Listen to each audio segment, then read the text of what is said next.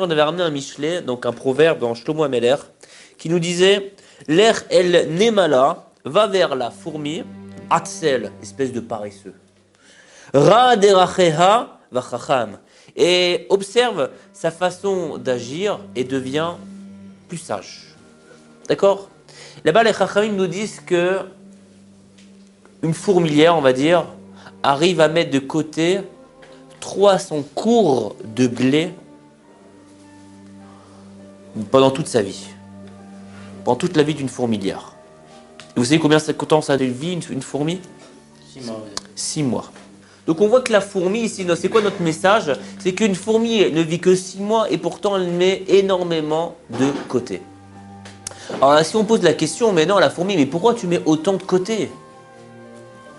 Pourquoi tu mets autant de côté alors que tu vas vivre que 6 mois?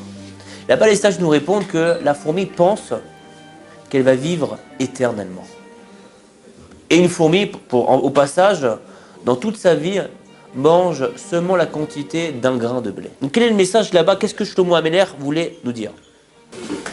C'est que va prendre la fourmi qui, elle, se rend compte de l'importance du temps. Et alors, même moi, ma vie, elle est courte. Qu'est-ce que je dois faire? Je dois mettre autant de provisions, autant qu'elle. C'est-à-dire faire des provisions, on comprend que c'est faire des bonnes actions. Là-bas, il nous dit oui, Shlomo Ameler.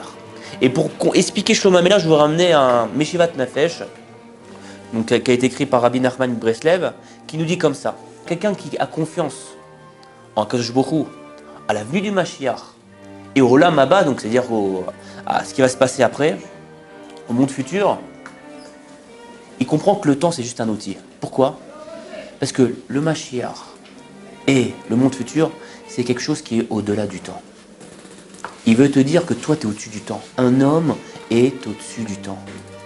Et que le temps n'est qu'un outil pour réaliser. Réaliser ta vie. Réaliser, pas seulement réaliser. Là-bas, on avait ramené que le Nefesh HaChaim nous disait, c'est que chaque jour de ta vie est différent de celui qui est passé. C'est-à-dire que le Shacharit que tu as fait ce matin, celui de demain sera complètement différent. Pourtant, les mots sont les mêmes. Pourtant, mes intentions sont les mêmes. Le Nefesh HaChaim, il dit non.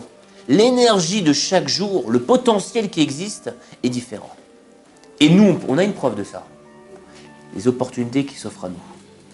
Ça nous arrive d'avoir des opportunités. On a tous dans la vie. Si tu passes à côté de ton opportunité, eh ben, parfois il est trop tard le lendemain. Par exemple, vous, on avait ramené ceux qui sont venus à la yeshiva. Que je vous un moment dans votre vie l'année dernière, ou il y a quelques semaines, que je vous ai attendu une perche pour venir à la yeshiva. Il y avait deux manières d'agir. Soit dire oui, j'accepte tout de suite, vous m'appelez, vous appelez la yeshiva, je m'inscris. Ou soit dire non, je sais pas, on verra. Et encore une fois, eh ben, on a la réponse de la fourmi. Apprendre la fourmi, mon cher ami. Elle n'est pas paresseuse. Elle y va. Elle sait qu'elle va vivre que 6 mois. Elle pense qu'elle va vivre que 6 mois et pourtant elle dit non, je vais donner un max. Peut-être je vais vivre plus longtemps.